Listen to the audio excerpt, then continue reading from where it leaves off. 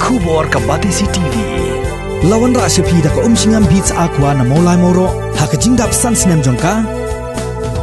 Rengkat ka 3 Olives Restaurant M Crown Hotel Kendailat Shillong bat ka Orange Nissan Loan So Po Shillong. One bantiet ya ka kali Datsun Ready Go bathamai ka bas bat bidor. UMLA jong BJP uba AL hek ubalongru menteri jong sarkar jala ulapan pau baga BJP kam shimlas ngap jar satya halor ka jingkeno bamsap hajaintia bat ha Garo Hills Autonomous District Council.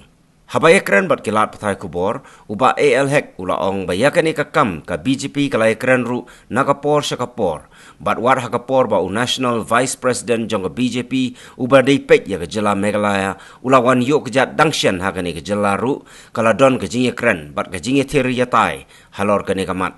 See the BJP, I'm telling you, we've been discussing this in the MDA Coordination Committee. Okay, that's why the MDA government, our government only, they have already sent it to audit for the investigation.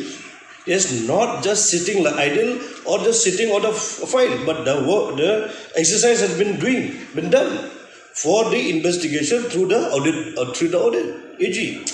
We are there to work for the people only. My reaction is simple that we are here to work for the government and work for our people. This is our resolution and our reaction. Government, we are part and parcel of the government. We have been taken off this also last time in the MDA meeting.